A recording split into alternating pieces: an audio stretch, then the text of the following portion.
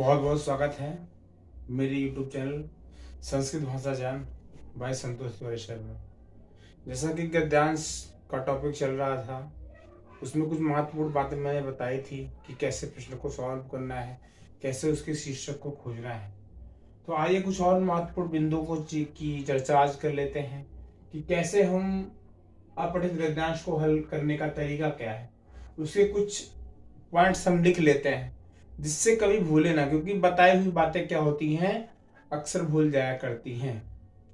एक टीचर कहा करते थे, 100 बार बोलने से अच्छा है क्या है, 100 बार बोलने से अच्छा है एक बार उसे लिखना। और लिखना कहाँ? इस बोर्ड पे लिखना। पहले तो ब्लैक बोर्ड हुआ करते थे, अब व्हाइट बोर्ड है, तो आप व्हाइट बोर्ड भी नोट करिए, लेकिन नोट्स बना लीजिए। तो फटाफट नोट्स बनाएंगे, पॉइंट को नोट करते जाएंगे, मैं उनको समझाता जाऊंगा। चलिए, तो अपठित गद्यांश को हल करने का तरीका। पहला क्या लिखा? अपठित गद्यांश को 2 से 3 बार पढ़ना है। क्या करना है? 2 से 3 बार पढ़ना। इंपॉर्टेंट चीजें क्या है, मैं अंडरलाइन करता जाऊंगा। 2 से 3 बार पढ़ें। दूसरा पॉइंट, गद्यांश में महत्वपूर्ण बातों को रेखांकित करना है। रेखांकित करने मतलब अंडरलाइन कर देनी है।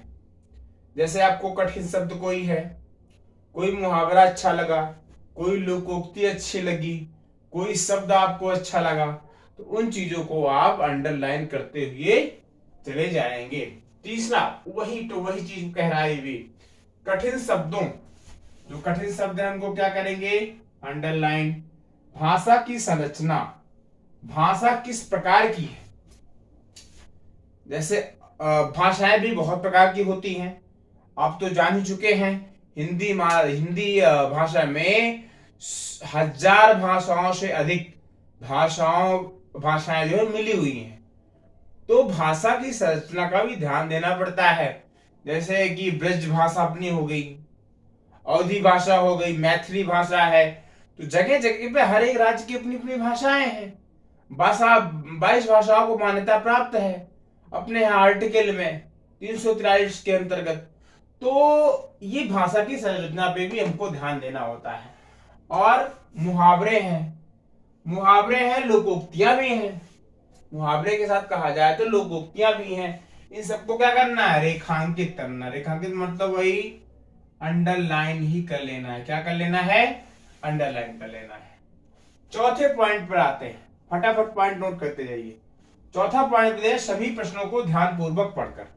सभी प्रश्नों को ध्यानपूर्वक पढ़कर ही सही उत्तर का चुनाव करना है। चुनाव आ गए हैं, अभी देखो चुनाव जैसे आए हैं। दिल्ली में तो मैं रहता हूं, एमसीडी का चुनाव, सब सारे कैंडिडेट कह रहे हैं मैं ये वादे पूरे करूंगा, मैं वो वादे पूरे करूंगा। और आप मोहल्ले में जब टहलेंगे तब पता लगेगा किसने कितने वादे पूरे किए हैं, चाहे कोई भी पार्टी रही हो। वादों का पिटारा तो खुला हुआ है, करने को कोई तैयार नहीं है। इसी प्रकार से चुनाव आपको करना है। चुनना शब्द बड़ा खतरनाक है। सही का चुनाव हुआ तो सही नंबर, और गलत का चुनाव हुआ तो सारे कब चौपट। तो सही अगर उत्तर का, यहां पर जो उत्तर शब्द आया है, यह उत्तर का चुनाव अगर सही हो गया यहां पर, तो क्या होगा? पूरे के पूरे अंक आपको मिलेंगे। यह बहुत महत्वपूर्ण है। पांचवें पे आते हैं, प्रश्न की प्रकृति। प्रकृति का अर्थ नेचर। साधारण भाषा में बोले, कहते नहीं है वो बहुत गुस्सैल स्वभाव के हैं, वो बहुत ही सरल हैं, बहुत ही सीधे हैं, बहुत ही अच्छे हैं, बहुत ही भोले हैं। ये सब चीजें क्या हैं? ये सब प्रकृति के अंतर्गत ही आती हैं। ये सारी चीजें प्रकृति के अंतर्गत आती हैं। इसी प्रकार से प्रश्न की भी प्रकृति होती है। अब मान लो कहीं पर वीर रस की बात की जा रही हो, आगे आप रस भी पढ़ेंगे। वीर रस की बात की जा रही हो और आप जो लिखावट में लिखे तो बिल्कुल सरल भाषा में लिखे, तो क्या हो जाएगा? उस प्रकृति के साथ आपका व्यवहार अच्छा नहीं होगा, और जब व्यवहार अच्छा नहीं होगा तो क्या होगा? गड़बड़ हो जाएगा। और अच्छा उदाहरण बताता हूं मैं। शादी विवाह है, सारे लोग खुशी के मारे नाच रहे हैं, अब आप मुंह लटका एकदम बैठे हुए हैं, तो क्या होगा? प्रकृति की उल्टी हुई कि नहीं हुई? तो भैया शादी विवाह का मौका है तो खुल के नाचिए, तब मजा आता है। और दुर्भाग्य से कहीं पे कुछ किसी का मरण हो गया है, शोक में गए हैं, तो शोक में शामिल होइए, सर झुका करके होइए, तब आपका समर्पण, तब वही तो प्रकृति कह रहा है। प्रकृति को समझने का मतलब क्या है? माहौल को समझिए। एक माहौल शब्द है ना, जैसा माहौल है उसी के हिसाब में रंग जाइए। ये माहौल जान लीजिए, इसको सीधे भाषा में जानना है तो माहौल जैसा है वैसा क्या करिए, व्यवहार करिए, तो मजा आ जाएगा। माहौल के हिसाब से चलेंगे तो व्यवहार ऑटोमेटिक परिवर्तित हो जाएगा। अगला आइए, अंत में सभी प्रश्नों के उत्तर, आपने जितने प्रश्नों के उत्तर दिखे हैं उसका पुनः शब्द बड़ा खतरनाक है। पुनः का मतलब दोबारा। पुनः का मतलब क्या है? दोबारा से क्या करो? जांचो। जांचना का मतलब क्या है? उसकी देखभाल, रेख, सब कुछ। आपने जो लिखा कहीं से मात्राएं तो गलत नहीं हो गई, कहीं कोई महत्वपूर्ण बिंदु तो नहीं छूट गया, कहीं कोई शब्द तो गलत नहीं हो गया। इन सब चीजों की जांच आप कर लेंगे तो क्या होगा? आपका नंबर हमेशा से अच्छा रहेगा, आपका रिजल्ट भी अच्छा आएगा। और कैसे शीर्षक खोजना है मैं पहले वीडियो में बता चुका हूं, इसलिए उस चीज को मैं नहीं बतला रहा हूं।